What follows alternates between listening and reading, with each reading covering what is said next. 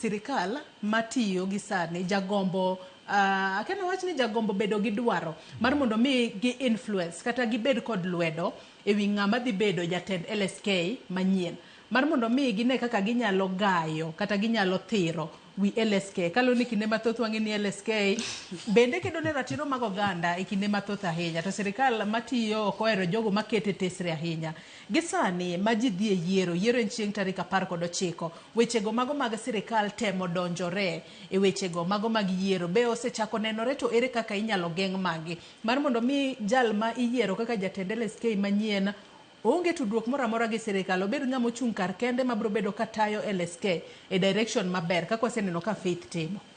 Erokamano Joyce. State influence kae mana kaka iwacho ok wadwar ng'atno manigi tudruok gi sirkal. Ting'eni e candidates kae waseneno nyaka jogo ma ose represent nyaka jogo madongo e sirkal kanyo. Koro ineno ka nitie gimiluongo ni conflict of interest, especially kaka wawacho ni wadhi e yiero mar 2027. Koro iwuoro ni to ng'ani kochopo kuma koro nyaka koro o compromise ng'ama koro odhi weyo en LSK kose en client ne nikech ing'eni kise represent ng'ato to un gi that client advocate relationship kendo un gi privileges mag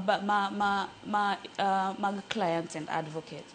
Koro ineno ka wadwa luoro jogo ma nigi influences kendo nigi tudruok moro amora gi jogi manie sirkal. Koro gima watimo en ni ok wadhi miyo gi kura kendo wang'eyo gi. Ung'eyo jogo ma state project. Wang'eyo gi. Ang'eni yango nying gi mo kinyal. Ging'eyo gi jo LSK ong'eyo gi. To ang'eni magi duto timore Wakili Gora motelo ne yiero mar higa mar 2027.